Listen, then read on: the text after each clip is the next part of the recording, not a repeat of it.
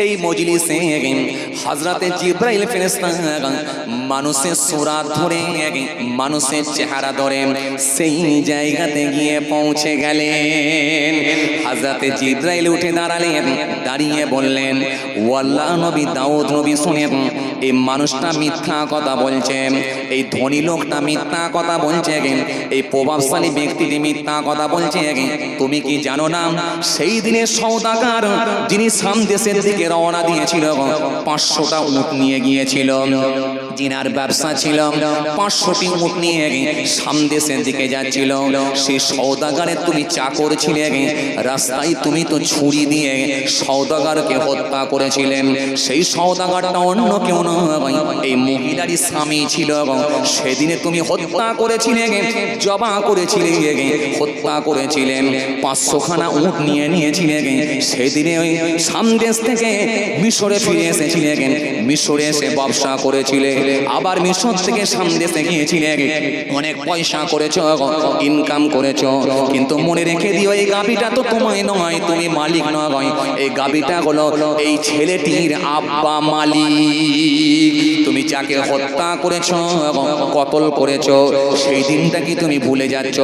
এই কথা বলার সঙ্গে সঙ্গে ওই মানুষটা সেই সময় তেরে উঠে বলতে লাগলো, কে তুমি? এরকম মিথ্যা কথা বলছো, মিথ্যা এলিগেশন আমার নামে দেবে না, মিথ্যা তকমা আমার সামনে দেবে না। কে তুমি? আমার নামে মিথ্যা অপবাদ দিচ্ছ। আমি কাউকে হত্যা করি না, আমি কাউকে কতল করি না, এটা হলো আমার নিজের গাবি। যখন এই কথা বলেছে, আল্লাহর হুকুম হয়ে গেল, ওই ধনী লোকটা, ওই জমিদার লোকটা, ধনী লোকটা, প্রভাবশালী মানুষটা জবানটাকে আল্লাহ বন্ধ করে দিলেন। জবানটা যখনই বন্ধ হয়ে গেল, বন্ধ হয়ে যাওয়ার সাথে সাথে আল্লাহ হাতের জবানকে খুলে দিলেন, পায়ের জবানকে খুলে দিলেন। হাতে সবাই স্পষ্ট বলেছিলাম, ও হযরত দাউদ নবী, হে লোক মিথ্যা বলছে, আমি এই হাতে করে ছুরি চালিয়েছি, আমি এই হাত দিয়ে সেদিনে ছুরি চালিয়েছি। চোখের জবানকে আল্লাহ খুলে দিলেন। সেই সময় চোখ বলতে লেগেছিল, ও আল্লাহর নবী দাউদ নবী, এই মানুষটা মিথ্যা বলছে, মিথ্যা বলছে।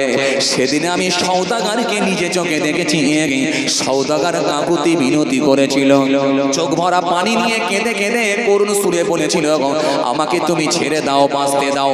কিন্তু আমি নিজে চোখে দেখেছি, আমার চোখের সামনে সেই হত্যাটা এখনো ভাসছে। চোখ সেই সময় সাক্ষী দিল, পা সেই সময় আল্লাহ জবানকে খুলে দিলেন, পা সেই সময় বলতে লাগলো, সেই সময় বলতে লাগলাম, ও আল্লাহ নবী, আমিও জানি সেই দিনে এই দুটো পা নিয়ে হেঁটে হেঁটে শাম দেশের দিকে আমি যাচ্ছিলাম, কিন্তু এই পা নিয়ে হেঁটে হেঁটে সওদাগরের সামনে গিয়ে সওদাগরকে যখন হত্যা করে ওই পথেতে কিন্তু আমি হেঁটে হেঁটে গিয়েছিলাম, আমি জানি। কান সেই সময় বলতে লাগলো, কানের জবানকে আল্লাহ খুলে দিলেন, কান সেই সময় বলতে লাগলো, ও আল্লাহ নবী শুনে রেখে দিন, জেনে রেখে দিন, হা হা, সেদিনে সেই সওদাগরের যে করুণ কান্না, সেই কান্নার ভয়েস, কান্নার আওয়াজটা এখনো পর্যন্ত যেন আমি শুনতে পাচ্ছি। যখন ওই সওদাগরের কথা বলতে লেগেছে, গোটা মজলিসের মানুষ অবাক হয়ে গেল, অবাক হয়ে গেল। কিন্তু আল্লাহ ওর জবানটা সিল মেরে দিয়েছেন, হাত পা চোখ যখন সব কথা বলতে লাগলো, হযরতে দাউদ নবী উঠে বললেন, বাবারা বাবারা, তোমরা বলেছিলে কিয়ামতের দিনে কেমন বিচার হবে, তোমরা বলেছিলে কিয়ামতের দিনে কেমন বিচার হবে। হ্যাঁ, কিয়ামতের দিনে ঠিক এরকমই বিচার হবে, কিয়ামতের দিনটা ঠিক এরকম বিচারটাই হবে। আলিয়াউমা নাখতিমু আলা আফওয়াহিহিম ওয়া তুকাল্লিমুনা আইদিহিম ওয়া তাশহাদু আরজুলুহুম বিমা কানু ইয়াকসিবুন। আল্লাহ কোরআনে কারীমের মধ্যে বলেছেন, সেই দিনে তাদের জবানকে বন্ধ করে দেয়া হবে, সেই দিনে তার হাত দুটো বন্ধ, হাত দিনে তার জবানকে বন্ধ করে দেয়া হবে। হাতগুলোকে খুলে দেওয়া হবে, চোখে জবান খুলে দেওয়া হবে, নাকের জবানকে খুলে দেওয়া হবে, কানের জবানকে খুলে দেওয়া হবে, শরীরের অঙ্গ পতঙ্গগুলো সেদিনে একটা একটা করে সাক্ষী দিতে যাইবে দেবে। যারা সেদিনে অস্বীকার করবে, অমান্য করবে, এই কাজগুলো আমি করি না, সেদিনে আল্লাহ রাব্বুল আলামিন তার জবানটাকে সিল করে দিয়ে চোখের, হাতের, পায়ের, কানের, নাকের জবানকে আল্লাহ খুলে দেবেন। একটা একটা একটা করে সেদিনে কিন্তু সাক্ষী দিয়ে দেবে।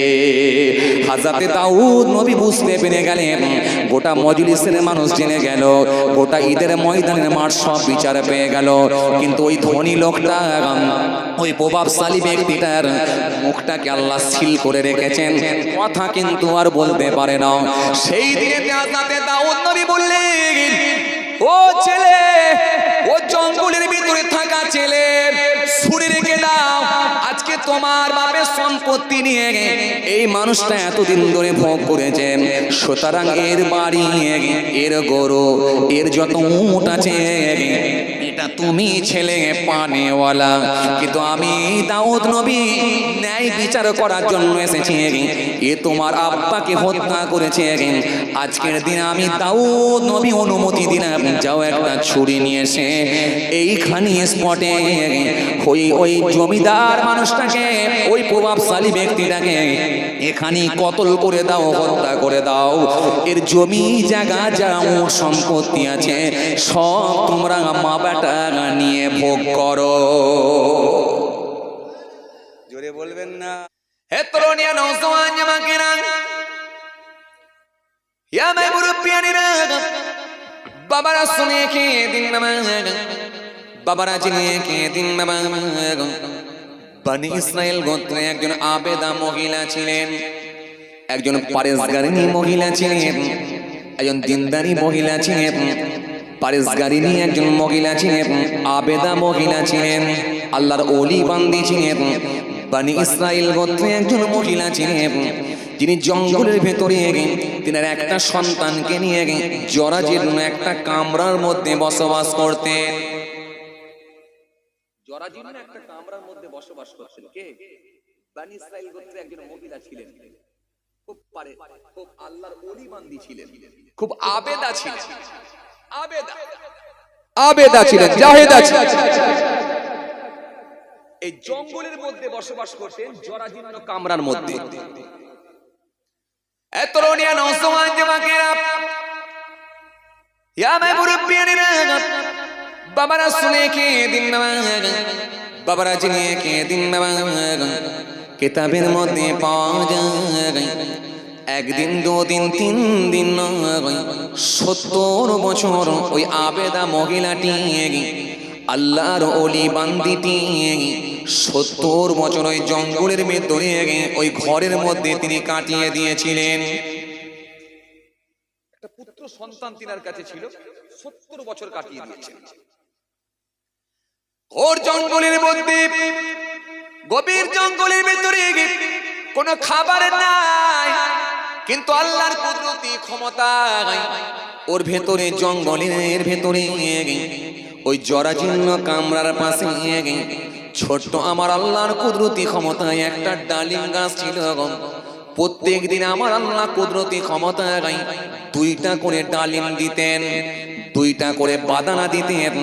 এই বাদানা ডালিম দিতেন, ওই ডালিমের ফল পুত্র আর মা দুজন মিলে 2টো করে খেয়ে আমাদের খোদা নিবারণ করত।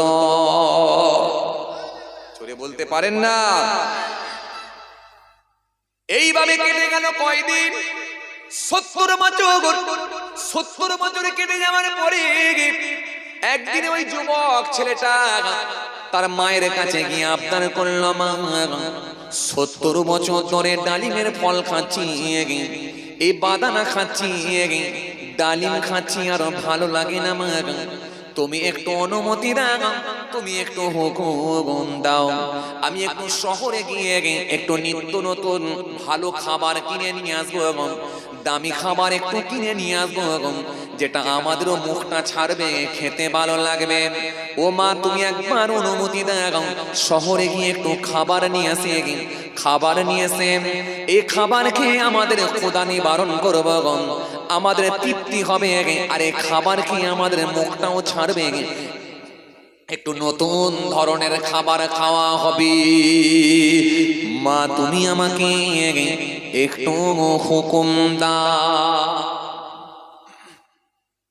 70 বছর ডালিমের ফল খাচ্ছি, ডালিম খাচ্ছি 70 বছর, 70 বছর বাদানা খাচ্ছি, আর ভালো লাগে না। একটু শহরে গিয়ে একটুখানি অন্তত নতুনত্ব কিছু খাবার নিয়ে আসবে, খেয়ে একটু বেশ মজা লাগবে, ক্ষুধা নিবারণ হবে। মা, তুমি একটু অনুমতি দাও। কে বলছে? ওই মহিলার ছেলে।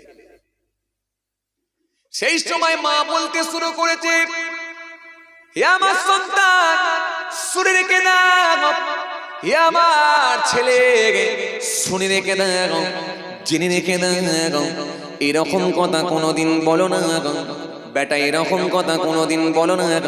কারণ 70 বছর আজকে আমরা আমার আল্লাহ রহম করে দয়া করে এই ডালিম গাছের ফল আমাদের জন্য আল্লাহ দিয়ে দিয়েছেন।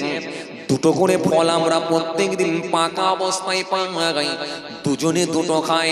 যেটা খাওয়ার পরে আমাদের আর কোনো ক্ষুধা থাকে না, আমাদের আর খিদে থাকে না, আমাদের আর খেতে ইচ্ছা করে না, ক্ষুধার জ্বালা যন্ত্রণা নিবারণ হয়ে যায়। আল্লাহ দুটো করে ফল আমাদের প্রত্যেক দিন মিলিয়ে দেয়। জোরে বলবেন না? আরো জোরে হবে না? এ বেটা, এরকম কথা কোনোদিন বলো না, ওই রকম লোভ করো না, বাইরের খাবার খাবো এই আশা করো না, যাতে আমার আল্লাহ নারাজ হয়ে যাবে, আমার আল্লাহ অসন্তুষ্ট হবে।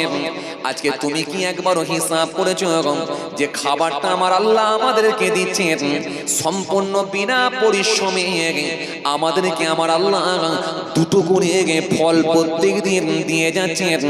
এটা একদিন, দুদিন, 3 দিন নয়, 70 বছর এ কাছেতে ফল আল্লাহ আমাদের জন্য দিয়ে দিয়েছি। জোরে হবে না? হে আমার ছেলে, শুনে রেখে নাও, তুমি এমন কথা বলো না যাতে আমার আল্লাহ নারাজ হয়ে যাবে। এ লোভ করো না, এ লালসা, এ চাহিদা তোমার মধ্যে কেন আসছে বেটা? এরকম কথা কোনোদিন বলবে না। ছেলেকে যখন মা বুঝিয়ে দিয়েছে, ছেলে আরো কোনো কথা না বলে চুপ করে গেছেন। ও বাবাজি, আমার ভাইরা, রাতটুকু কেটে গেল, সকাল হয়ে গেল। সকালবেলা গিয়ে দেখে ওই আনার গাছে দেখা যায়, ওই ডালিম গাছে দেখা যায় ডালিম কিন্তু আর হয় না, ডালিম কিন্তু আর ফোটে না।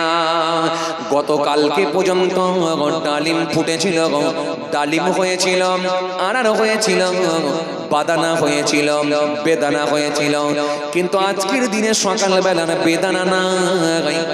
মায়ের মনটা বড় খারাপ হয়ে যায়। আজকের দিনে আর বেদানা নাই। এটা তুমি এরকম কথা বললে বলি আল্লাহ নারাজ হয়ে গেল। মায়ের মন খুব খারাপ, খুব খারাপ। ওই মাটি ছিলেন আবেদা মহিলা, ওই মাটি ছিলেন আল্লাহর ওলি বান্দি। মা সেই সময় বেটাকে বলল, বেটা, এটা আমাদের কঠিন পরীক্ষা চলছে, সুতরাং এই পরীক্ষায় আমাদেরকে উত্তীর্ণ হতে হবে। বেটা, এই আমার বেটা শোনো, বনে রেখে দিও, আমরা এখন বাইরের খাবার খাবো না। না জানি আমার আল্লাহ আমাদেরকে দেখছেন, টেস্ট করছেন আমরা কি করি। এই জন্য আল্লাহ মাঝে মাঝে মাঝে মাঝে ইমানদার দিগকে পরীক্ষা নেয়, পরীক্ষা নেয়। কখনো ফসলে পোকা দিয়ে দেয়, কখনো বাড়ির সদস্যদের ভিতরে রোগ ডেরি অসুখ বিসুখ দিয়ে দেয়, যাতে করে বান্দা আল্লাহর প্রতি কতটা সন্তুষ্ট আছে এটা কিন্তু আমার আল্লাহ দেখতে চায়। মাঝে মাঝে আমার আল্লাহ ইমানদার দিগকে পরীক্ষা নেন। এই জন্য ইমানদার যতই বিপদের সম্মুখীন হোক না কেন, ইমানদার যতই বিপদের সামনে পৌঁছাক না কেন, ইমানদার একটাই কথা বিশ্বাস করে নিয়েছেন, আল কদরে খায়রিহি ওয়া শাররিহি মিনাল্লাহি তাআলা, ভালো মন্দ যা হয় সব আল্লাহর হুকুমই হয়। আরো জোরে বলেন, আরো জোরে বলেন। এই জন্য ইমানদার যখন কোনো বিপদের সংবাদ পায়, ইমানদারের কলিজা ফেটে যায়, চোখ দিয়ে পানি ঝরে যায়, কিন্তু আল্লাহর উপরে অসন্তুষ্ট হতে পারবে না। বিপদের সংবাদ যখন ইমানদার পায়, বিপদের খবর যখন পেয়ে যায়, ইমানদার খালি সবর করে, আল্লাহর দরবারে সবর করে। ইন্নাল্লাহা মা'আস সাবিরিন, ইন্নাল্লাহা মা'আস সাবিরিন। বিপদের খবর যখন ইমানদারের কাছে গিয়ে পৌঁছে যায়, ইমানদার একটাই কথা বলে, ইন্না লিল্লাহি ওয়া ইন্না ইলাইহি রাজিউন। এজন্য ইমানদার বিশ্বাস করে, ভালো হোক আর মন্দই হোক, যা কিছু হয় সব আল্লাহর তরফ থেকে হয়। জোরে বলতে পারেন না? যেন ইমানদার সে সব সময় আল্লাহর উপরে ভরসা করবে। বলতে পারবে না, আল্লাহ তুমি আমার বাপকে কেন ডেকে নিলে, আল্লাহ আমার দাদু এখনো বেঁচে আছে আর বাপকে তুমি ডেকে নিলে কেন, এটা কি তোমার বিচার হলো? নাউযুবিল্লাহ মিন যালিক। এটা কিন্তু বলতে পারবে, বলতে পারবে না, আল্লাহ এতদিন হলো পানি দিতে তোমার ইচ্ছা করে না, কিন্তু আমার মেয়ের বিয়েতেই তোমাকে পানি দিতে মন গেল। কিছু লোক আছে না, কথা বলছেন না কেন? কিছু লোক আছে না, তাহলে কিন্তু সব যাবে, সব যাবে, সব যাবে। এই জন্য আপনাকে বলতে হবে না, আল্লাহর মাশিয়াত, আল্লাহর ইচ্ছা, আল্লাহর হুকুম হয়েছিল, পানি হয়েছিল, মেনে নিয়েছি। আল্লাহ যেটা করে ইমানের পরীক্ষা নিচ্ছি, আমার কোনো অসুবিধা নেই। আল্লাহ যেটা ভালো বোঝেন করেন, আমার সবটাই আমি আল্লাহর হুকুমকে সব সময় মেনে নেওয়ার চেষ্টা করি। আল্লাহ যেটা দেন ভালোর জন্যই দেন, মেনে নিয়েছি। জোরে বলতে পারেন না? খুশি মনে হয় না? আমার মা সেই সময় কঠিন পরীক্ষার সম্মুখীন হয়েছে। কে? ওই মহিলা, ওই আবেদা মহিলা, ওই আল্লাহর ওলি বান্দিনী, ওই জঙ্গলের ভেতরে কঠিন পরীক্ষার সম্মুখীন হয়েছে। মা সেই সময় বেটাকে বলছে, বেটা এই কঠিন পরীক্ষায় আমাদেরকে উত্তীর্ণ হতে হবে, কারণ আল্লাহ আনার গাছে, ওই বাদানা গাছে, ডালিম গাছে আল্লাহ কিন্তু ডালিম দেওয়া বন্ধ করে দিয়েছে। তার মানে আল্লাহ নারাজ হয়ে গেছে। এই পরীক্ষায় কিন্তু উত্তীর্ণ হতেই হবে, পাশ করতে হবে। খবরদার নিরাশ হয়েও যেও না, আল্লাহর ইবাদত করো।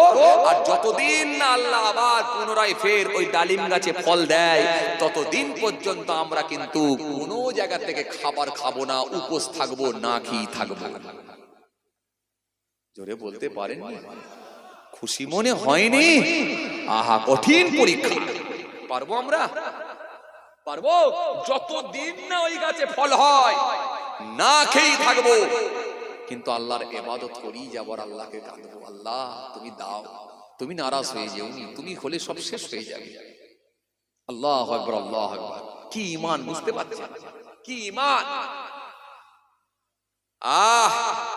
কি ঈমান! ভাইরা, এই জায়গায় অ্যাক্টিভ হওয়া খুব মুশকিল, ঈমান বাঁচানো খুব কঠিন। এ তরুণিয়া, নওজওয়ান জামাকেরা, ইয়া মে মুরব্বিয়েরা, বাবারা শুনে কি দিন বাবা, বাবারা জেনে কি দিন বাবা, পরদিনে যখন কোনো ফল হলো না, মা বেটা দুজনের মনটা খারাপ, দুজনই মনটা খারাপ করে ফেলেছে।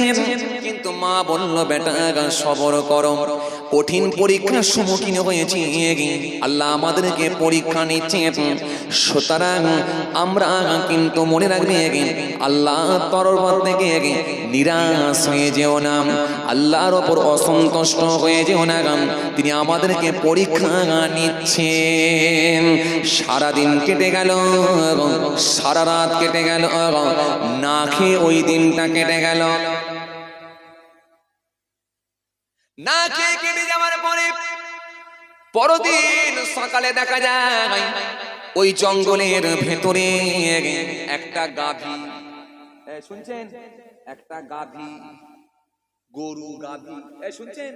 গাভী যার গোটা শরীরে ঢেকে রাখা আছে, আবৃত করে রাখা, ঢেকে রাখা সুন্দর একটা গরু, চকচকে গরু, ওই জঙ্গলের ভেতরে ঘুরতে ঘুরতে ঘুরতে ওই জরাজীর্ণ ছোট্ট কামরা সামনে এসে ওই মহিলা আর ওই ছেলের সামনে গিয়ে বলল, হে আল্লাহর বান্দা বান্দিরা, না খেয়ে ক্ষুধার্ত অবস্থায় থেকো না, আমি তোমাদের জন্য হালাল, তোমরা আমাকে জবা করো, জবা করে ক্ষুধার জ্বালা যন্ত্রণাটা নিবারণ করো।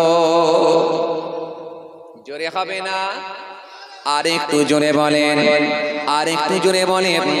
গরুর জবান কি আল্লাহ খুলে দিল। গরুটি তখন বলেছিল, আমাকে জবা করে খেয়ে না, আমি তোমাদের জন্য হলাম হালাল।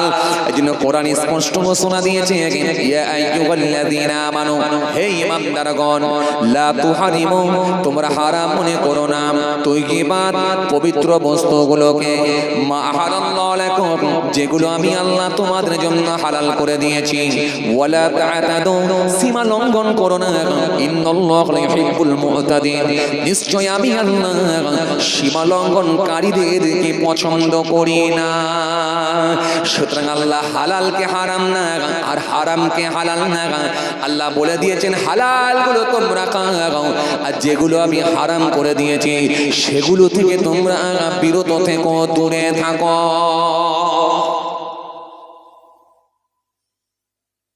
কথা বুঝতে পারছেন বাবাজি? যে ওই গরুটি যখন এসে বলছে, জবানকে আল্লাহ খুলে দিয়েছে, গরুটি এসে বলছে আমাকে খাও, আমি তোমাদের জন্য হালাল খাদ্য। কোন গরুটা? কোন গরুটা মনে আছে আপনাদের? মনে আছে? কোন গরুটা মনে আছে আপনাদের? কোনটা বলেন দেখি?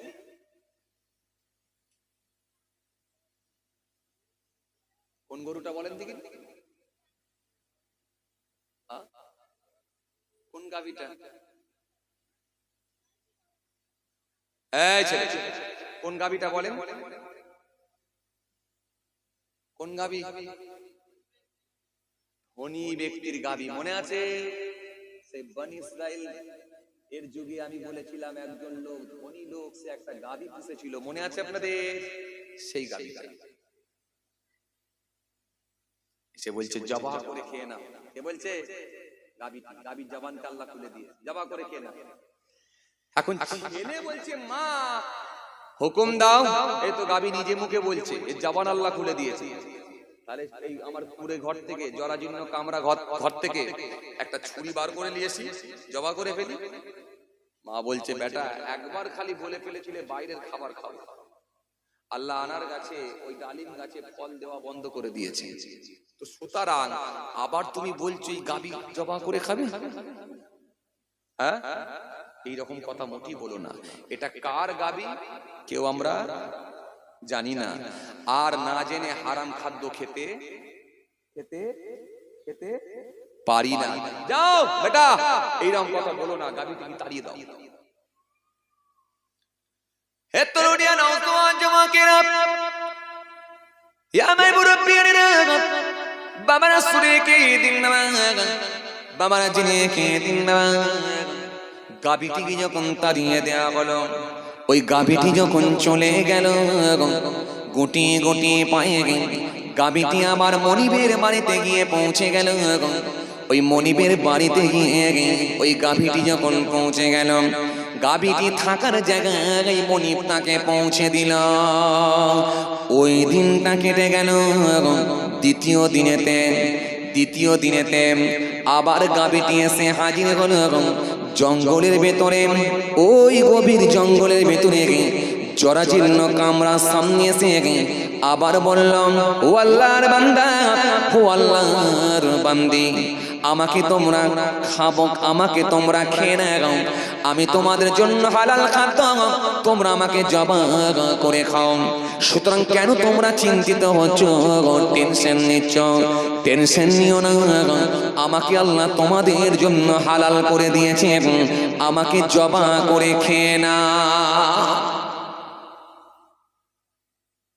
এখন প্রথম দিনে ফিরিয়ে দেওয়া হয়েছে, দ্বিতীয় দিনে আবার কথা বলে না, দ্বিতীয় দিনে আবার আবার আবার গেছে কার কাছে? সেই জঙ্গলের মধ্যে ওই আবেদা মহিলা, আবার সেই মহিলার কাছে ওই বাড়িতে গিয়ে ওই মহিলাকে আর মহিলার ছেলেকে বলে, আমাকে জমা করে খাও, কেন তোমরা খাচ্ছ? জমা করে খেয়ে নাও। ছেলেটি বলল, মা তুমি একবার কালী হুকুম দাও, এই গাভীটাকে এক্ষুনি জমা করে ফেলবো। মা সেই সময় বলেছিল, বেটা খবরদার না, খবরদার না, খবরদার তুমি এরকম কথা বলো না। এই গাভীটা কার এটা আমরা জানি না, আর এই গাভীটাকে জবা করে খেয়ে নেবে। যদি হারাম খাদ্য খাওয়া হয়ে যায়, সারা জীবনের আমলটা বরবাদ হয়ে যাবে। কারণ বাবাজি আমার ভাইরা, আল্লাহ রাব্বুল আলামিন হারাম খাদ্য খেতে ভক্ষণ করতে নিষিদ্ধ করেছেন, সুতরাং হারাম কখনো হালাল হতে পারে না। বেটা এরকম কথা বলো না, এই গাভীটিকে তাড়িয়ে দাও। ওই ছেলেটি আবার দ্বিতীয় দিনে গাভীটিকে তাড়িয়ে দিয়ে বলল, গাভী যা, চলে যা, চলে যা। তাড়িয়ে দিল। গাভীটি আবার হেঁটে হেঁটে হেঁটে সন্ধ্যার সময় মনিবের বাড়িতে গিয়ে পৌঁছে গেল। মনি বাবা থাকার জায়গায়, যেখানে গাভী থাকে সেই জায়গায় আবার পৌঁছে দিল। এইভাবে দ্বিতীয় দিন কেটে গেল। কথা বুঝতে পারছেন? দ্বিতীয় দিন হয়ে গেল, কিন্তু মা আর বেটা এখনো পর্যন্ত কোনো খাবার কথা বলে না, খাবার এখনো পর্যন্ত খাননি। কারণ কঠিন পরীক্ষায় আমরা এখনো লড়ছি, উত্তীর্ণ হতেই হবে। কঠিন পরীক্ষা, এই পরীক্ষায় কিন্তু আমাদেরকে পাশ করতেই হবে। আল্লাহু আকবার, কি ঈমান! হে তরুণিয়া, নওজোয়ান যুবকেরা, হে আমার মুরব্বিয়ানেরা, বাবারা সুবে কি দিন বাবারা জিনে কি দিন। দ্বিতীয় দিনে এইভাবে চলে গেল। তৃতীয় দিনেতে আবার ওই গাভীটি ঘুরতে ঘুরতে ওই জরাজীর্ণ ওই ঘুরতে ঘুরতে গভীর জঙ্গলের মধ্যে এসে জরাজীর্ণ কামরাটা সামনে এসে বলেছিল, হে আল্লাহর বান্দি, আমাকে খেয়ে নাও, জবা করে খেয়ে নাও। আমি হলাম তোমাদের জন্য হালাল খাদ্য, চিন্তিত হবে না, টেনশন নেবে না, আমি হলাম তোমাদের জন্য হালাল খাদ্য। যখন বারবার বলা হয়, সঙ্গে সঙ্গে ওই ছেলেটি বলেছিল, ওই যুবকটি বলেছিল, ও আমার একবার অনুমতি দেন। আজকে 2 দিন নয় 3 দিন একই কথা বলে এই গাভীটির আল্লাহ জবানকে খুলে দিয়েছে, সুতরাং এই গাভীটি আমাদের জন্য হালাল খাদ্য। ও আমার মা, আপনি একবার খালি অনুমতি দেন, এই গাভীটাকে জবা করে আমরা দুজনেই খাবো, খোদার যন্ত্রণা নিবারণ করব। কোরআন শরীফের মধ্যে আল্লাহ বলেন, ইন্নামাল খামরু ওয়াল মাইসিরু ওয়াল আনসাব ওয়াল আসলাম রিজসুম মিন আমালিশ শাইতান।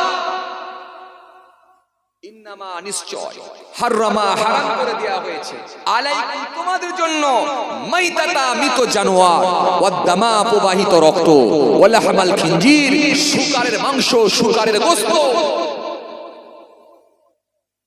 ওমা উহিল্লা বিহি লিগায়রিল্লাহ, গায়রুল্লাহর নামে জবাহকৃত পশু, এগুলো খাওয়া তোমাদের জন্য হারাম হারাম করে দেয়া হয়েছে। গায়রুল্লাহর নামে জবাহকৃত পশু, সেটাও কিন্তু খাওয়া হারাম করে দেওয়া হয়েছে। সুতরাং হারামের আল্লাহ আয়াত এক জায়গায় নয়, একাধিক জায়গায় দিয়েছে, একাধিক জায়গায় আল্লাহ হারামের আয়াত দিয়েছে। সুতরাং মহিলাটিকে আবার তার সন্তান বলতে লেগেছে, মা অনুমতি দাও না। এই শুনছেন আপনারা? মা অনুমতি দাও না, গাভীটাকে জবা করি, 2 দিন তো তাড়িয়ে দিলাম, কিন্তু একই কথা তো বলছে হালাল, তো সমস্যা কোথায়? অনুমতি দাও। শেষে 3য় দিনে মা বলছে, বেটা যা, অনুমতি দিলাম, যাও তুমি গাভীটিকে জবা করে ফেলো। গাভীটি লম্বা হয়ে শুয়ে পড়েছে, শুয়ে কল্লাটাকে উঁচু করে দিয়ে বলছে, আমাকে জবা করো, একেবারে কোনো চিন্তা না করেই আমাকে জবাহ করো, কারণ আল্লাহ আমার জন্য আমাকে তোমার জন্য খাওয়া, তোমাদের জন্য খাওয়া হালাল করে দিয়েছেন, খাও। বলার পরে ছেলেটা, ওই যুবক ছেলেটা তখন আল্লাহর নাম নিয়ে জবাহ করে দিয়েছে। জবাহ হয়ে গেল, যুবক ছেলেটি ছাড়িয়ে ফেলে, ছাড়ানোর পরে গোস্তগুলোকে আলাদা করে নিয়ে সুন্দর করে রান্না টান্না করে মা বেটাই দুজনে বেলা ভালোই, কথা বলছেন না কেন, বলেন কথা বলেন, দুজনে মিলে ভালোই খাওয়া দাওয়া হয়ে গেল। কিন্তু চামড়াটাকে এক সাইডে ফেলে দেওয়া হয়েছে, হাড় হাড্ডিগুলো এক সাইডে ফেলে দেওয়া হয়েছে। সারা দিনটা কেটে গেল। সন্ধ্যার সময় মনিবের বাড়িতে কিন্তু আর গাভীটি বলো গাভীটি আর পৌঁছালো না, গেল না।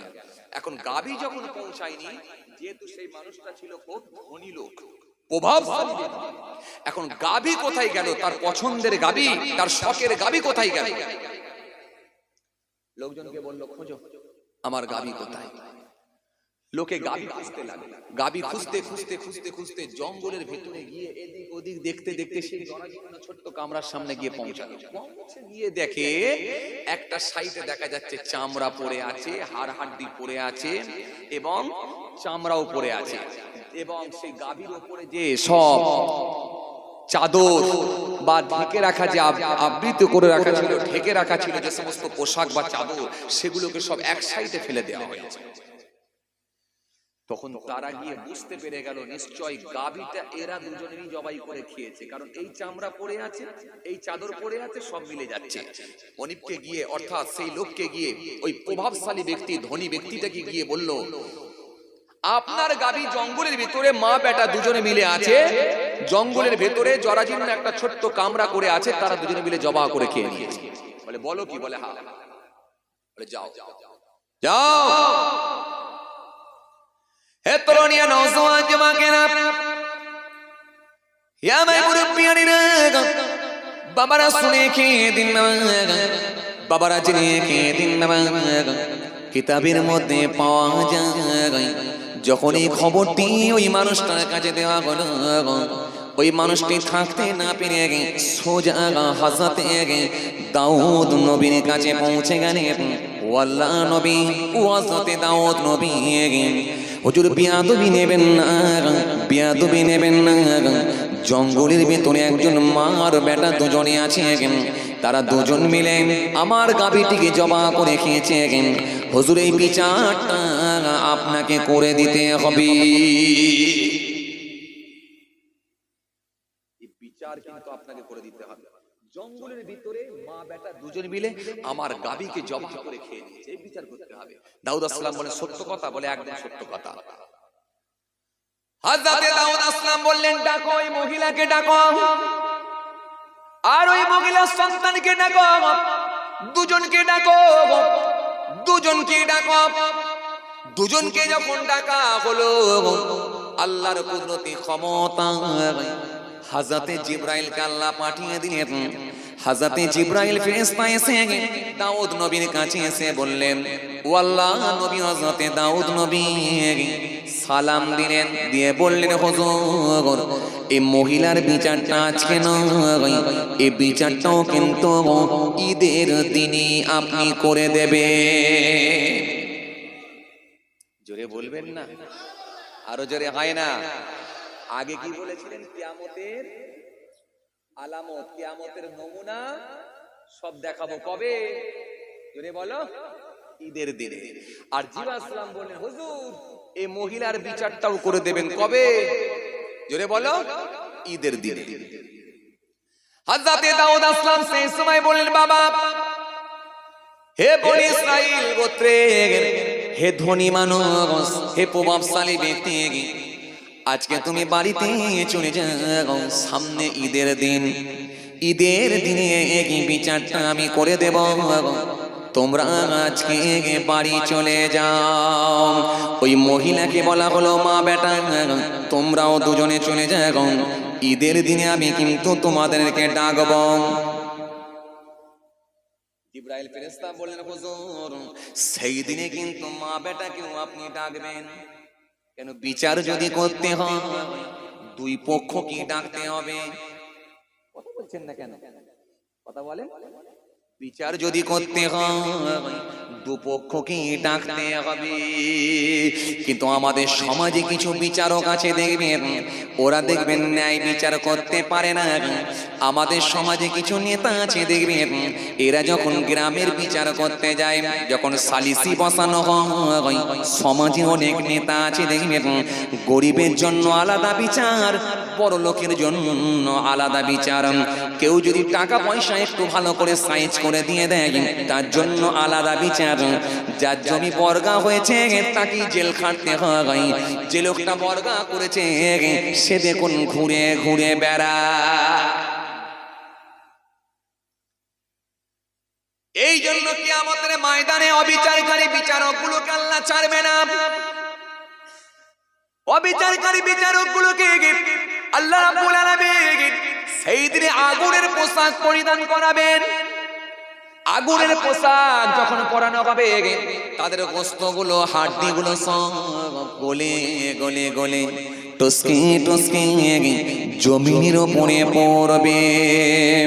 এই বিচারের জায়গায় আদল ফাইসাল্লাহ, এই ফাইসাল্লার জায়গায় যদি নিরপেক্ষ না হওয়া যায় 100% ধরা খেতে হবে। এই জন্য আমাদের সমাজে দেখবেন অনেক দাদু আছে দেখবেন ন্যায় বিচার করতে পারে না। আমাদের সমাজে এমন কিছু দাদু আছে দেখবেন, এই দাদুগুলো দেখবেন ন্যায় বিচার করতে পারে না। বড় ছেলে মারা গেছে, বড় ছেলের একটা ছেলে আছে 8 বছর বয়স, 8 বছরের পোতাকে বড় হলে ভাগ দিতে হবে বলে ওই পোতাকে দেখবেন আর বৌমাকে দেখবেন বাড়িতে রাখতে চায় না, তাড়িয়ে দেয়। কথা বলছেন না কেন? একটু হ্যাঁ না কিছু বলো। বাকি ছেলেদের কথা শুনলো দাদু, বাকি ছেলেদের কথা শুনে দাদু ওই বৌমাকে পোতাকে তাড়িয়ে দেয়, যা বাপের বাড়ি চলে যা। ওই বৌমাটা কাঁদতে কাঁদতে যায়, হাত তখন চোখ ভরা পানি নিয়ে, বুক ভরা বেদনা নিয়ে আল্লাহ দরবারে কেঁদে কেঁদে বলে, মা বোন আজকে আমার স্বামী নাই বলে আমি ন্যায় বিচার পেলাম না। বাপের বাড়ি আমাকে পাঠিয়ে দেয়া হলো, বাপের বাড়িতেও তো আমার বাপ নাই। জানি না ভাই আর ভাবি কতদিন রাখবে এটা আমি জানি নাই। ও আমার আল্লাহ, ও আমার আল্লাহ, আজকে আমার স্বামী নেই বলে আমার এই সন্তানটাকে পর্যন্ত ভাগ দেবার ভয়ে দাদু তাড়িয়ে দিল। কিয়ামতের ময়দানে এই ন্যায় বিচারটা করে দিও। এই জন্য কিয়ামতের ময়দানে অনেক দাদুও ধরা খাবে, কিয়ামতের ময়দানে অনেক বাপও ধরা খাবে। মনে করুন একটা বাপ তার প্রথমের স্ত্রীটা মারা গেছে, একটা সন্তান রেখে গেছে। ওই বাপটি যখন দ্বিতীয় বিবাহ করেছে, দ্বিতীয় বিবাহ করার পর 3টে ছেলে, ওই 3টে ছেলে যখন ওই পক্ষের বড় হয়ে গেছে, জওয়ান হয়ে গেছে, বুঝতে পেরে গেছে ওই মা ছেলেটা, ওই ভাইটা আমার সতার ভাই, তখন ওই ছেলেটা কি করলো, নিজের মাকে দিয়ে বাপকে সাইজ করে এত ফুট বাই এত ফুট, এত ফুট বাই এত ফুট সমস্ত জায়গা জমিগুলো সব 3 ভাইয়ের নামে রেকর্ড করে নিয়েছে। আর বড় ছেলে হায়দ্রাবাদে থাকে, বড় ছেলেকে সঙ্গে প্রতারণা করেছে, বড় ছেলেকেও পর্যন্ত ভাগ দেয় না, এমনও বাপ আছে। কথা বলছেন না কেন? কথা বলছেন না কেন? কেন এখানে 42 মন্ত্রীর কথা শুনতে হয়েছে। কথা বলে না, 42 মন্ত্রী জানেন না?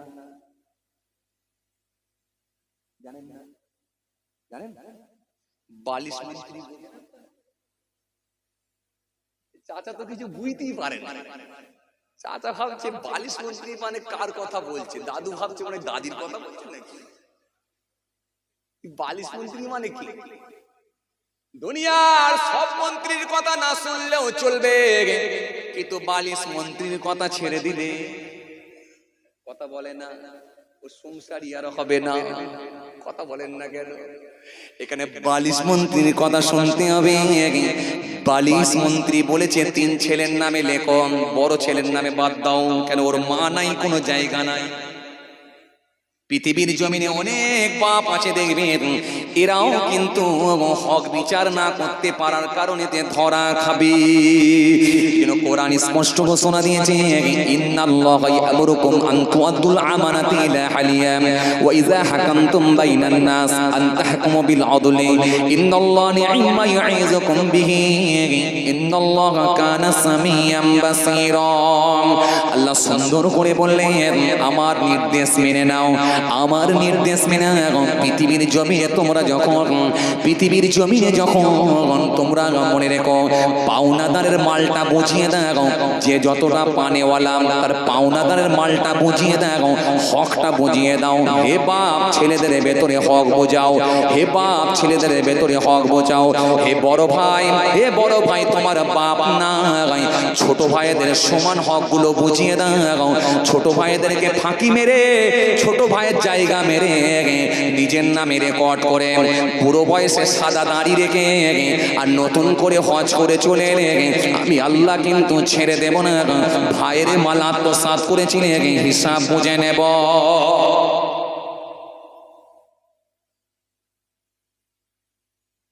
কথা কিছু বুঝতে পারছেন বাবাজি? এই কথা কিছু বুঝে যাচ্ছে? ঘুম পাচ্ছে না আপনাদের?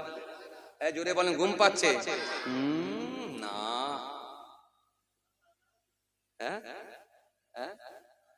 তাজা আছে না? সব জ্যান্ত আছে মাশাআল্লাহ। তওবা তওবা তওবা, আমরা সবাই জ্যান্ত আছি এখন। আল্লাহ দেখেছে, এরপরে কি হবে জানি না। কি বলেন? এরপরে কি হবে জানি না, এখনো আল্লাহ জানতে রেখেছে। কি বলেন আপনারা? খুব ভালো লেগেছে মাশাআল্লাহ। একবার তাকবীর দেন, নারে তাকবীর। সবাই মিলে দেন, নারে তাকবীর। আপনারা কি দিনের বেলা রোজা ছিলেন নাকি? কি অবস্থা? এ টেম্পার করে। হ্যাঁ, একবার খাওয়া দাওয়া হয়েছে না হয়নি? সকাল থেকে একবারও হয়নি, অলরেডি হচ্ছে মাশাআল্লাহ। সকাল থেকে অলরেডি খাওয়া দাওয়া হচ্ছে। তো জোর করে তাকবীর দেন না, নারে তাকবীর। সবাই মিলে দেন না, নারে তাকবীর। এই ফাঁকি মারবেন না, সবাই মিলে দেন, নারে তাকবীর। সিলসিলা মুজাদ্দিদ জামা, সিলসিলা মুজাদ্দিদ জামা, দাদা পীরের হক সিলসিলা, দাদা পীরের হক সিলসিলা, সংগ্রামপুর গ্রামের 62 সালে সব নারে তাকবীর। ফাঁকি কেউ মারেননি তো? জোরে বলেন, ফাঁকি মারেননি তো? দেখেন ভাই, আমি মাহফুজুল্লাহ হুসাইনিকে খুশি করার জন্য নয়, ডাকছি কাকে? কাকে রাজি করার জন্য? আল্লাহু আকবার। আল্লাহ সব থেকে বড়, আল্লাহ সব থেকে বড়। বললে কোনো সমস্যা আছে বলো? জোরে বলেন, সমস্যা আছে কি? আল্লাহ, আল্লাহু লা ইলাহা ইল্লাহু, আল্লাহ তিনি ছাড়া কোনো মাবুদ নাই। আল হাইয়ুল কাইয়ুম, তিনি চিরস্থায়ী চিরজীবী ছিলেন, আছেন, থাকবেন। লা তাখুযুহু সিনাতুন ওয়ালা নাউম, তিনি তন্দ্রা নাই, ঘুম নাই, আরাম নাই, বিশ্রাম নাই, সব বিষয়ে যিনি অবগত। জোরে বলবেন না, আরো জোরে বলবেন না? কি আল্লাহ? নাহনু আকরাবু ইলাইহি মিন হাবলিল ওয়ারিদ, বান্দা তোদের গর্দানের রগের থেকে আমি আল্লাহ আরো নিকটে আছি। জোরে হবে না? ফাইনামা তুআল্লু ফাসাম্মা ওয়াজহুল্লাহ, বান্দা তোমরা যেদিকে থাকো না কেন, চারিদিকের মালিক আমি আল্লাহ। জোরে হবে না? আরো জোরে হয় না? সেই আল্লাহকে রাজি করার জন্য দিচ্ছি। চলেন, কেউ ফাঁকি মারবেন, কিন্তু কেউ না জানতে পারলেও জানতে পারে কে? হতে পারে আজকে এই যে আমার আল্লাহকে রাজি করার জন্য দিচ্ছি, আল্লাহ এটার উপরে খুশি হয়ে গিয়ে এই নারাটাকে আল্লাহ পছন্দ করে আল্লাহ এরই ওসিলায় আল্লাহর জান্নাত দিয়ে দিতে পারে। জোরে বলবেন না? তাকে কোন দিক দিয়ে মাফ করবেন সেটা আল্লাহই ভালো জানেন, দুনিয়ার কোনো মানুষ জানে না। সেই আল্লাহকে রাজি করার জন্য আর একবার দেন, কেউ ফাঁকি মারবেন না, সবাই মিলে সমস্বরে উচ্চ আওয়াজে মুহাব্বতের সঙ্গে একবার নারা দেন, তাকবীর দেন, নারে তাকবীর, নারে তাকবীর। সংগ্রামপুর গ্রামের 62 সালে সওয়াব, সংগ্রামপুর গ্রামের 62 সালে সওয়াব, সিলসিলা মুজাদ্দিদ জামা, দাদা পীরের হক সিলসিলা, নারে তাকবীর। দেখেন তো আর কেউ রুকুতে আছে নাকি, দেখেন তো রুকুতে কেউ আছে? এই কথা বলেন, বলছি রুকুতে কেউ আছে? আর না, সব কি আমি দাঁড়িয়ে গেছে না? যে আসেন, কোথায় ছিলাম? অবিচার। দাউদ আসসালাম বলেছিলেন বিচার হবে কোথায়? এই কথা বলেন, কোথায় বিচার হবে? ঈদের দিনে বিচার হবে। কবে? ঈদের দিন। এ তরুণিয়া নওজওয়ান জামাকেরা, ইয়া ভাই মুরব্বিয়ানেরা, বাবারা শুনে কে দিন বাবা, বাবারা জেনে কে দিন বাবা। এই জন্য আমাদের সমাজে কিছু বাপ আছে দেখবেন ন্যায় বিচার করতে পারে না। আমাদের সমাজে কিছু মা আছে দেখবেন ন্যায় বিচার করতে পারে না। আমাদের সমাজে কিছু দাদু আছে দেখবেন ন্যায় বিচার করতে পারে না। এমনকি আমাদের সমাজে কিছু শাশুড়ি আছে দেখবেন এরাও ন্যায় বিচার করতে পারে না। কথা বলছেন না কেন? কথা বলেন। মাঝে মাঝে পুকুরের ঘাটে যায়, আওয়াজ করে বলে কি জানেন? কি জানেন? আওয়াজ করে বলে কি জানেন? বলে জামাইটা আমার এত ভালো, খালি মেয়ের কথাই ওঠে আর বসে। কথা বলছেন না কেন? পুকুরের ঘাটে গিয়ে গর্ব করে আর বাকি মহিলাদের সামনে বলে জামাই একটা খুব ভালোই পেয়েছি, মাশাআল্লাহ, জামাইটা আমার এত ভালো, খালি মেয়ের কথায় ওঠে আর বসে। কিন্তু বৌমাটা এত বদমাইশ, ছেলেটা আমার এত শয়তান, খালি বৌমার কথাই ওঠে আর বসে। এটা কি বিচার হলো? কথা বলো, বিচার হলো? তাহলে জামাইয়ের জন্য ঠিক আছে কিন্তু বৌমার জন্য ঠিক নাই। ওই জন্য সংসারে অশান্তি ভালো নাই, ওই জন্য সংসারে গোলমাল ভালো নাই। এই জন্য বিচার সবার জন্য সমান। এই জন্য আমাদের সমাজে কিছু নেতা আছে দেখবেন, এরাও দেখবেন বিচার করতে যায়। ও বাবা যে শুনে রেখে দিন, গরিবের জন্য আলাদা বিচার, ধনী লোকের জন্য আলাদা বিচার। দুপুর বেলা 1:30টার সময় খাওয়া দাওয়া করে ঘুমায়, আর বিকেল বেলায় দেখবেন 5:30টার সময় দাঁতে কাঠি মারতে মারতে বিচার যায়, বিচার করতে যায়। মাঝে মাঝে হেলে দুলে দেখবেন ছাতিটা ফুলিয়ে যায়, যেন মনে হচ্ছে কত বড় একটা বড় দায়িত্ব পেয়েছে ভাই। এই বিচার যখন করতে যায় খুব মজা লাগে ভাই, কিন্তু বিচারের মাপকাঠি যদি সমান না থাকে, গরিবের জন্য যদি আলাদা বিচার হয় আর বড় লোকের জন্য যদি আলাদা বিচার হয়, তোমার চামড়াকে গুড়িয়ে দেবে ভাই, তোমার হাড্ডিগুলোকে ভেঙে গুঁড়ো করে দেবে ফেরেশতা ভাই। যদি বড় লোকের জন্য আলাদা বিচার, পয়সাওয়ালা লোকেদের জন্য যদি আলাদা বিচার হয়, আর গরিবের জন্য যদি আলাদা বিচার হয়, তোমার দলের সক্রিয় কর্মী যদি হয় তার বিচার আলাদা হয়, চায়ের দোকানদার হলে যদি বিচার আলাদা হয়, তোমার হাড্ডিগুলোকে ভেঙে চামড়াকে গুড়িয়ে দেবে ফেরেশতা। সেদিনে কিন্তু ছাড় পাওয়ার কোনো জায়গা নাই। এজন্য আমাদের সমাজে কিছু মানুষ আছে দেখবেন এরা হলো সমাজের নেতা, যা কথা বলে দেখবেন সব বলে মিথ্যা। এদের চেহারা ভালো, তেজ ভালো, গলার আওয়াজ ভালো, মানুষকে দেয় প্রতিশ্রুতি, কাছে গিয়ে দেখবেন লোকগুণ নয় খাঁটি। মানুষকে দেয় প্রতিশ্রুতি, কাছে গিয়ে দেখবেন লোকগুণ নয় খাঁটি। আমানতের খিয়ানত করে, অঙ্গীকার করলে ভঙ্গ করে, আর কথাই কথাই মিথ্যা বলে। কথা বলেন না কেন? বলেন। আমানতের খিয়ানত করে, অঙ্গীকার করলে ভঙ্গ করে।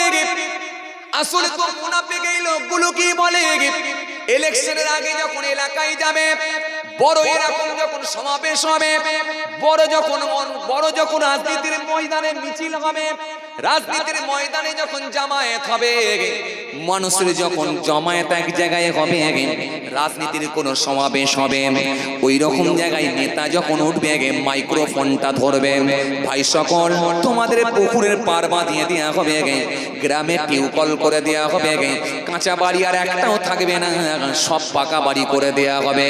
তোমরা আমাদেরকে ভোটটা দেবে, ভোটটা দেবে, ভোটটা দেবে। দিয়ে গেল ওয়াদা, আর ইলেকশন কেটে গেল, পাবেন না আর দেখা। কথা বলছেন না কেন? কথা বলেন।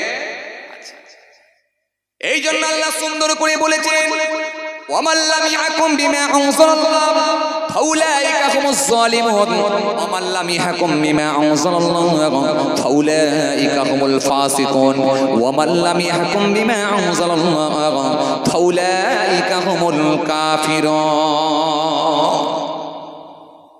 এসব ছেড়ে দিই।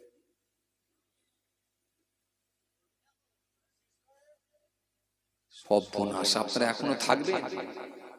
হ্যাঁ, ইয়া আল্লাহ, কি বলেন গো ভাই?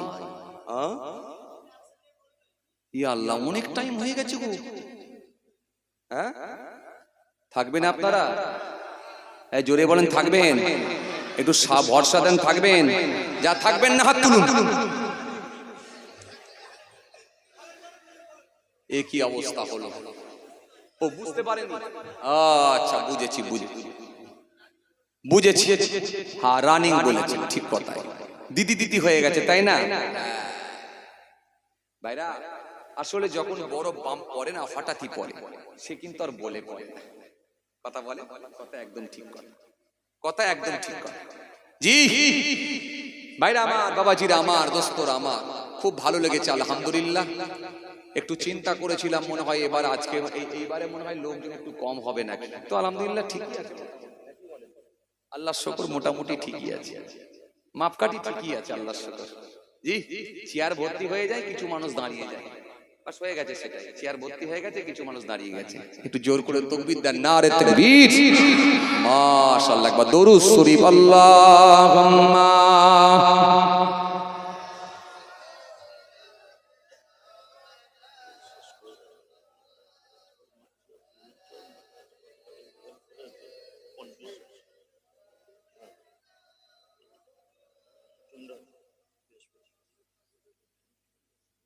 দরুদ শরীফ, আল্লাহুম্মা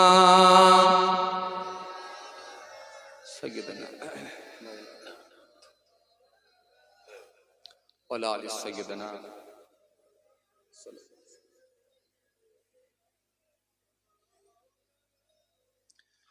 मैं कबर अंधेरे में घबराऊंगा जब तन्हा, इमदाद मेरी करने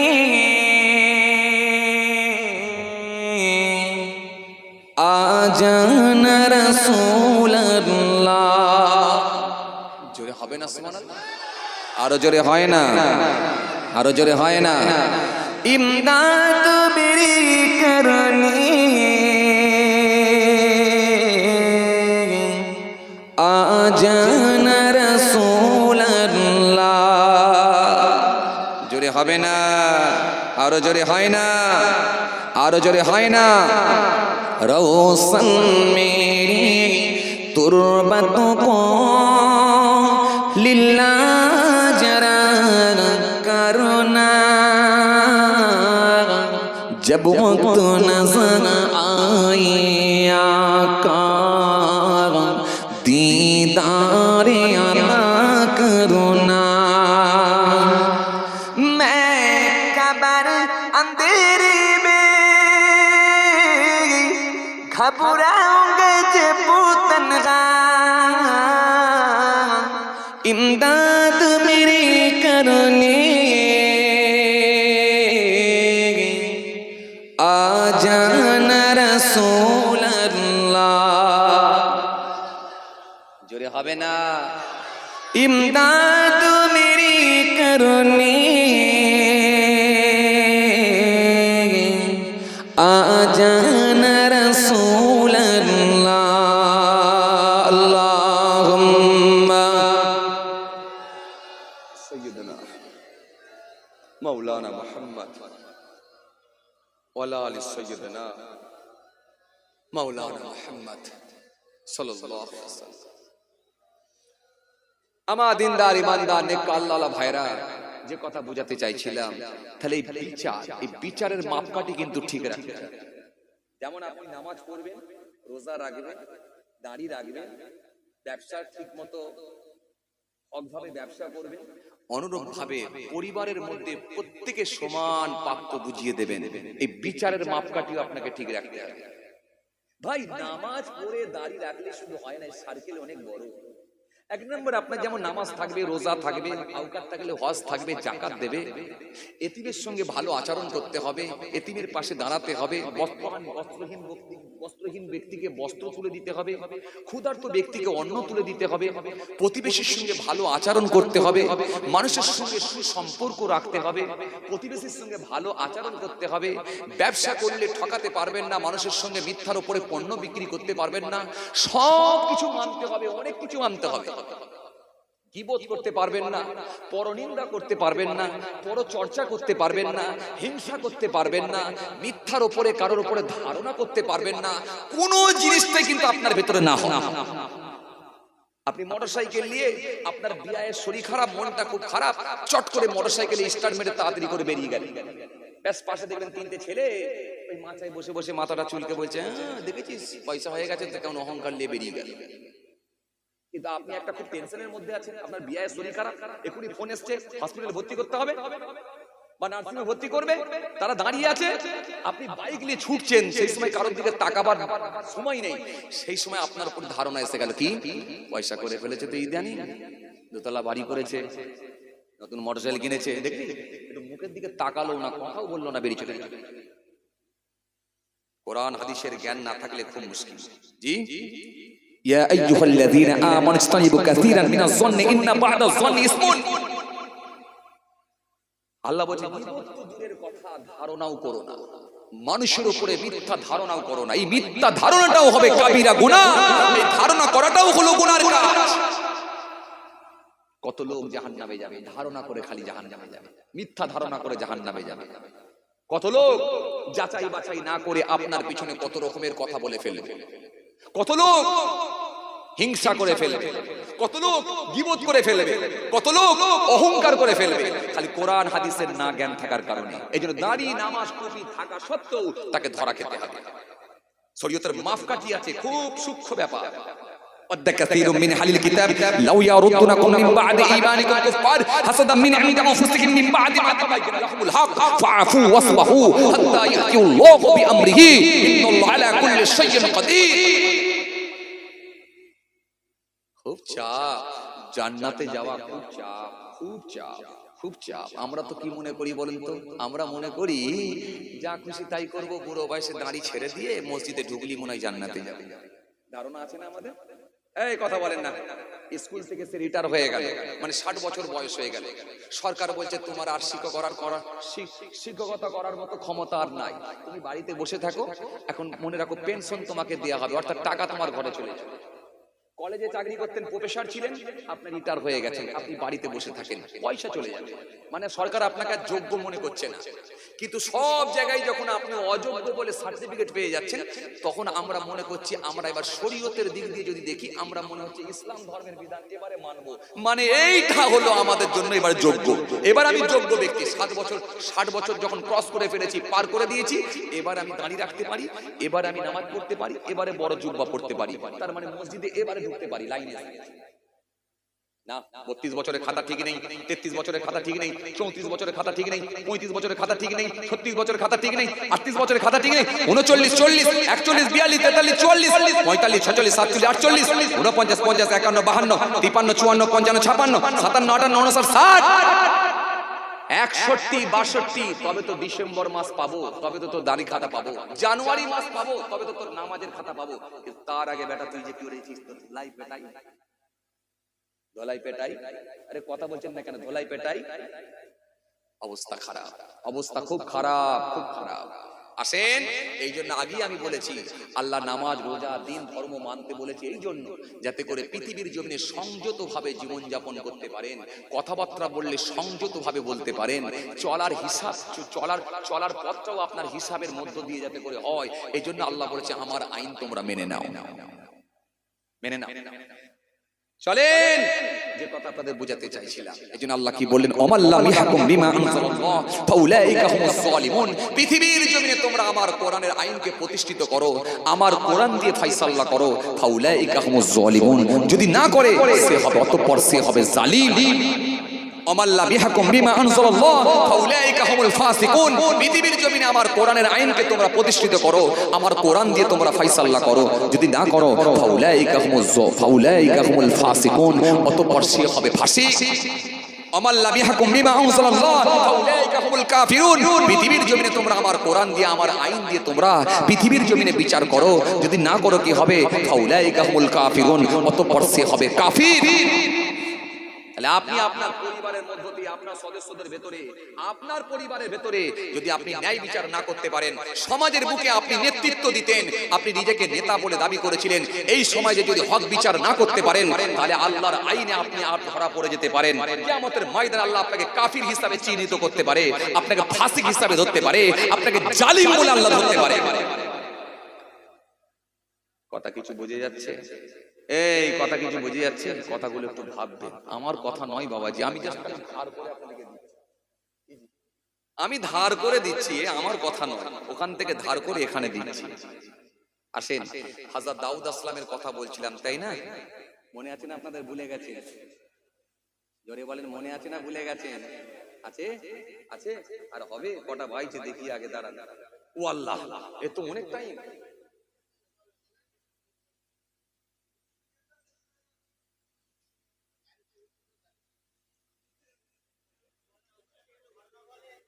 গাড়িতে উঠলি বাড়ি, হ্যাঁ ঠিকই বলেছে। ভাইরা মা, বন্ধুরা আমার, সাথী মহব্বতের ভাইরা, জি গাড়িতেই উঠলে বাড়ি, কথা ঠিক। আর আপনিও তো যাবেন তাড়াতাড়ি, শুধু আমি একাই বাড়ি? খালি গোশ খিচুড়ি খেলেই বাড়ি, একদম ঠিক। যে কথা বুঝতে পারছেন? গাড়িতে উঠলে বাড়ি নয়, এখন 5 ঘন্টা লাগবে ভাই। রাস্তা এখানে নয়, রাস্তা এখানে নয়, 5 ঘন্টা মিনিমাম। ড্রাইভারে যদি একটু ঘুম লেগে যায় কেমন হবে? দেখ কেমন লাগে, কি বলেন ভাইরা আমার? আসেন আসেন, একেবারে শেষ লগ্নে এসে পৌঁছে গেছি। দাউদ আসলাম বললেন ঈদের দিনে হবে, মনে আছে তো? ঈদের দিন এসে গেল। হে তরুণিয়া, নওজওয়ান যুবকেরা, হে আমার মুরব্বিয়ানেরা, বাবারা শুনে কে দিন বাবা, বাবারা জেনে কে দিন বাবা। ঈদের দিন যখন এসে পৌঁছে গেল, ঈদের দিনে ওই মহিলা আর সন্তান গিয়ে পৌঁছালো। ওই সন্তান ঈদের নামাজ পড়লেন, কিন্তু মহিলা ঈদের নামাজ পড়লেন না। মহিলা একটু সাইডে দাঁড়িয়ে রইলেন। ওই বাবাজি আমার ভাইরা, ওই সমাজসেবী মানুষটি, ওই ধনী লোকটি, তিনিও ঈদের নামাজ পড়লেন। সকলে ঈদের নামাজ পড়া হয়ে যাওয়ার পরে আল্লাহ নবী হযরত দাউদ নবী উঠে দাঁড়ালেন, দাঁড়িয়ে বললেন, বলো এবারে তোমাদের সমস্যা বলো। এই মনে আছে আপনাদের? এই মনে আছে? ও ঠান্ডা মাথায় বলেন, মনে আছে তো? সমস্যা বলো। ওই ধনী মানুষটি সেই সময় বলেছিল, ওই প্রভাবশালী ব্যক্তিটি বলেছিল, ও আল্লাহ নবী দাউদ নবী, আমার একটা সুন্দর চকচকে আমার একটা গাভী ছিল, কিন্তু ইনারা দুজনে মা বেটা জঙ্গলের ভেতরে বসবাস করেন। আমার ওই গাভীটিকে ধরে জবা করে খেয়ে নিয়েছে। হুজুরের বিচারটা আপনি করে দেন, ন্যায় বিচার।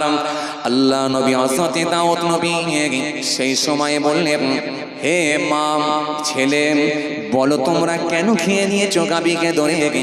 ওই ছেলেটি সেই সময় বলল, মাটি সেই সময় পর্দার মধ্য দিয়ে বলল, ও আল্লাহ নবী দাউদ নবী, আমরা প্রথমে ওই ছাগল গরিব গাভীটাকে খেতে চাই না। আজকে 1 দিন 2 দিন 3 দিন নয়, 70 বছর জঙ্গলের মধ্যে বসবাস করছি, এই 70 বছর কারোর আমানতের খেয়ানত করিনি, কোনো মানুষের মাল আত্মসাৎ করে নিইনি, কোনো মানুষের মাল কেড়ে নিইনি, কারোর মাল চুরি করে নিইনি। ও আল্লাহ নবী দাউদ নবী 70 বছর আমরা জঙ্গলের ভেতরে আছি, আমার আল্লাহ আমাদের জন্য রুজির ব্যবস্থা করে দিয়েছে। একটা ডালিম গাছ আছে, প্রত্যেক দিন দুটো করে আল্লাহ আমাদের জন্য ডালিম দেন, প্রত্যেক দিন দুটো করে আমার আল্লাহ বেদানা দেন। ওই বাদানা দুটোকে নিয়ে মা বেটা দুজন মিলে খেয়ে দুজনের খোদা নিবারণ করি। ও আল্লাহ নবী দাউদ নবী, কিন্তু মনে রাখবেন এই গরুটাকে যে আমরা খেয়েছি, গাভীটাকে যে খেয়েছি, এই গাভীটি একদিন নয়, 2 দিন নয়, 3 দিন পর পর আমাদের বাসার কাছে গিয়েছিল। ওই গাভীটি বলেছিল আমি তোমাদের জন্য হালাল, তোমরা আমাকে জবাহ করে খেয়ে নাও। আবার আমার ছেলে তাকে তাড়িয়ে দিয়েছিল। দ্বিতীয় দিনে বলেছিল আমি তোমাদের জন্য হালাল, আমাকে জবাহ করে খাও।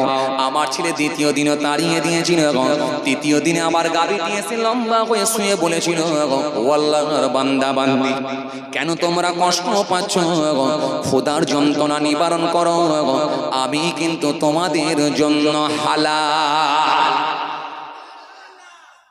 ও জাতে দাউদ নবী 3 দিনের দিনে ওই গাভীটিকে জমা করেছি।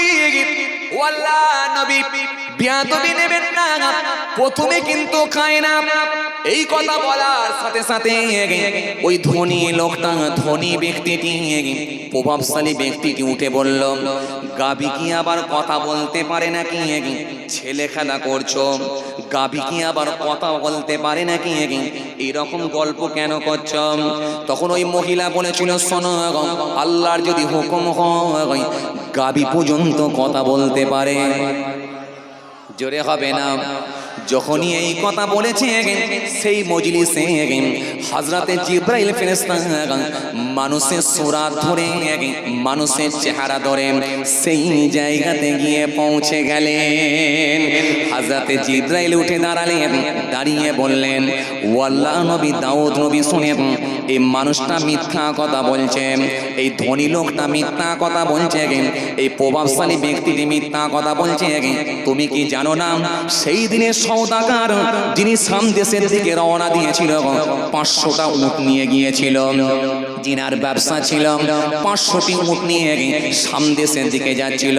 সেই সওদাগারে তুমি চাকর ছিলে, রাস্তায় তুমি তো ছুরি দিয়ে সওদাগারকে হত্যা করেছিলেন। সেই সওদাগারটা অন্য কেউ নয়, এই মহিলারই স্বামী ছিল। সেদিনে তুমি হত্যা করেছিলে, জবাহ করেছিলে, হত্যা করেছিলেন, 500খানা উট নিয়ে নিয়েছিলেন। সেদিনে ওই শাম দেশ থেকে মিশরে ফিরে এসেছিলেন, মিশরে এসে ব্যবসা করেছিলেন, আবার মিশর থেকে শাম দেশে গিয়েছিলেন, অনেক পয়সা করেছো, ইনকাম করেছো। কিন্তু মনে রেখে দিও এই গাভীটা তো তোমায় নয়, তুমি মালিক নয়, এই গাভীটা হলো এই ছেলেটির আব্বা মালিক। তুমি যাকে হত্যা করেছো, কতল করেছো, সেই দিনটা কি তুমি ভুলে যাচ্ছ? এই কথা বলার সঙ্গে সঙ্গে ওই মানুষটা সেই সময় তেরে উঠে বলতে লাগলো কে তুমি? এরকম মিথ্যা কথা বলছো, মিথ্যা এলিগেশন আমার নামে দেবে না, মিথ্যা তকমা আমার সামনে দেবে না। কে তুমি? আমার নামে মিথ্যা অপবাদ দিচ্ছ। আমি কাউকে হত্যা করি না, আমি কাউকে কতল করি না, এটা হলো আমার নিজের গাবি। যখন এই কথা বলেছেন আল্লাহর হুকুম হয়ে গেল। ওই ধনী লোকটা, ওই জমিদার লোকটা, ধনী লোকটা, প্রভাবশালী মানুষটা জবানটাকে আল্লাহ বন্ধ করে দিলেন। জবানটা যখনই বন্ধ হয়ে গেল, বন্ধ হয়ে যাওয়ার সাথে সাথে আল্লাহ হাতের জবানকে খুলে দিলেন, পায়ের জবানকে খুলে দিলেন। হাতে সবাই স্পষ্ট বলেছিলাম ও জাতি দাউদ নবী, হে লোক মিথ্যা বলছে, আমি এই হাতে করে ছুরি চালিয়েছি, আমি এই হাত দিয়ে সেদিনে চুরি চালিয়েছি, চোখের জবানকে আল্লাহ খুলে দিলেন। সেই সময় চোখ বলতে লেগেছিল, ও আল্লাহ নবী দাউদ নবী, এই মানুষটা মিথ্যা বলছে, মিথ্যা বলছে। সেদিনে আমি সওদাগরকে নিজে চোখে দেখেছি, সওদাগর কাকুতি বিনতি করেছিল, চোখ ভরা পানি নিয়ে কেঁদে কেঁদে করুণ সুরে বলেছিল, আমাকে তুমি ছেড়ে দাও, বাঁচতে দাও। কিন্তু আমি নিজে চোখে দেখেছি, আমার চোখের সামনে সেই হত্যাটা এখনো ভাসছে। চোখ সেই সময় সাক্ষী দিল, পা সেই সময় আল্লাহ জবানকে খুলে দিলেন, পা সেই সময় বলতে লাগলো, সেই সময় বলতে লাগলাম, ও আল্লাহ নবী, আমিও জানি সেই দিনে এই দুটো পা নিয়ে হেঁটে হেঁটে সামদেশের দিকে আমি যাচ্ছিলাম, কিন্তু এই পা নিয়ে হেঁটে হেঁটে সওদাগরের সামনে গিয়ে সওদাগরকে যখন হত্যা করে ওই পথেতে কিন্তু আমি হেঁটে হেঁটে গিয়েছিলাম, আমি জানি।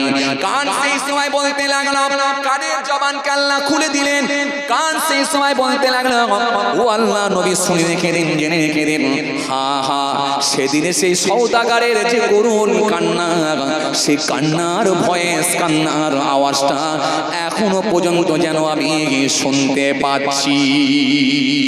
যখন ওই সওদাগরের কথা বলতে লেগেছে, গোটা মজলিসের মানুষ অবাক হয়ে গেল, অবাক হয়ে গেল। কিন্তু আল্লাহ ওর জবানটা সিল মেরে দিয়েছেন, হাত পা চোখ যখন সব কথা বলতে লাগলো, হযরতে দাউদ নবী উঠে বললেন, বাবারা বাবারা, তোমরা বলেছিলে কিয়ামতের দিনে কেমন বিচার হবে, তোমরা বলেছিলে কিয়ামতের দিনে কেমন বিচার হবে। হ্যাঁ, কিয়ামতের দিনে ঠিক এরকমই বিচার হবে। কিয়ামতের দিনটা ঠিক এরকম বিচারটাই হবে। আলিয়াউমা নাখতিমু আলা আফওয়াহিহিম ওয়া তুকাল্লিমুনা আইদিহিম ওয়া তাশহাদু আরজুলুহুম বিমা কানু ইয়াকসিবুন। আল্লাহ কোরআনে কারীমের মধ্যে বলেছেন, সেই দিনে তাদের জবানকে বন্ধ করে দেয়া হবে, সেই দিনে তার হাত দুটো বন্ধ, সেই দিনে তার জবানকে বন্ধ করে দেয়া হবে, হাতগুলোকে খুলে দেয়া হবে, চোখকে জবান খুলে দেয়া হবে, এর জবানকে খুলে দেয়া হবে, কানের জবানকে খুলে দেয়া হবে, শরীরের অঙ্গ পতঙ্গগুলো সেদিনে একটা একটা করে সাক্ষী দিতে যাইবে, দেবে। যারা সেদিনে অস্বীকার করবে, অমান্য করবে, এই কাজগুলো আমি করি না, সেদিনে আল্লাহ রাব্বুল আলামিন তার জবানটাকে সিল করে দিয়ে চোখের, হাতের, পায়ের, কানের, নাকের জবানকে আল্লাহ খুলে দেবেন, একটা একটা একটা করে সেদিনে কিন্তু সাক্ষী দিয়ে দেবে। হযরতে দাউদ নবী বুঝতে পেরে গেলেন, গোটা মজলিসের মানুষ জেনে গেল, গোটা ঈদের ময়দানের মাঠ সব বিচার পেয়ে গেল, কিন্তু ওই ধনী লোকটা, ওই প্রভাবশালী ব্যক্তিটার মুখটাকে আল্লাহ সিল করে রেখেছেন, কথা কিন্তু আর বলতে পারে না। সেই দিনে হযরতে দাউদ নবী বললেন, ও ছেলে, ও জঙ্গলের ভিতরে থাকা ছেলে, ছুরি রেখে দাও, আজকে তোমার বাপের সম্পত্তি নিয়ে এই মানুষটা এতদিন ধরে ভোগ করেছেন, সুতরাং এর বাড়ি, এর গরু, এর যত উট আছে, এটা তুমি ছেলে পানেওয়ালা। কিন্তু আমি দাউদ নবী ন্যায় বিচার করার জন্য এসেছি, এ তোমার আব্বাকে হত্যা করেছে, আজকের দিন আমি দাউদ নবী অনুমতি দিলাম, যাও একটা ছুরি নিয়ে এসে এইখানে স্পটে ওই জমিদার মানুষটাকে, ওই প্রভাবশালী ব্যক্তিটাকে এখানে কতল করে দাও, হত্যা করে দাও, এর জমি জায়গা যা সম্পত্তি আছে সব তোমরা মা বেটা নিয়ে ভোগ করো। জোরে বলবেন না, আরো জোরে হয় না। দাউদ নবী বললেন, এটাই হবে কিয়ামতের দিন বিচার। বিচার বুঝে গেল, বিচার বুঝে গেল। আহকামুল হাকিমিন, উত্তম বিচারক। পাকামো বেশি করলে জবান আল্লাহ বন্ধ করে দেবে, পাকামো বেশি করলে কি বন্ধ হবে? মুখ বন্ধ। এবারে হাত, চোখ, কান সব কথা বলবে। পারে আল্লাহ? এই আল্লাহ পারে না? জোরে বলো, পারে না? পারে, সব পারে। দিনকে রাত করতে পারে, রাতকে দিন, জিন্দাকে মৃত, মৃতকে জিন্দা, তিনি সব পারে। পালাবার কোন জায়গা থাকবে না। সেই দিনে আল্লাহ বিচার করবেন, বড় বড় গুলোকে ছোট বড় করে দেবেন, ছোট গরুগুলোকে বড় বড় করে দেবেন, ওই ছোট গরুগুলোকে আল্লাহ সিং দেবেন, বড় গরু করে দিয়ে বলবেন পৃথিবীর জমিনে এই গরুটা তোমাকে ঘুতিয়েছিল, আজকে তুমি ঘুতিয়ে শোধ করে নাও। সেই দিনে আমার আল্লাহ বড় ছাগলকে ছোট ছাগল করবেন, আর ছোট ছাগলকে বড় ছাগল করে দিয়ে সিং লাগিয়ে দিয়ে বলবেন যাও, পৃথিবীর জমিনে ওই ছাগলটা বড় ছিল বলে তোমাকে ঘুতিয়েছিল, আমি আল্লাহ বলি আজকে ঘুতিয়ে শোধ করে নাও। সেই দিনে কিন্তু মানুষ আর জিন জাতির বিচারটা আল্লাহ কিন্তু কঠিন করে দেবে। কথা বুঝতে পারছেন? এ হচ্ছে বিচার। এই আসুন, যার প্রাপ্য সে তার বুঝিয়ে দিয়ে, আর একটু হবে হবে ওরই সর্বনাশ। চলেন মাশাআল্লাহ।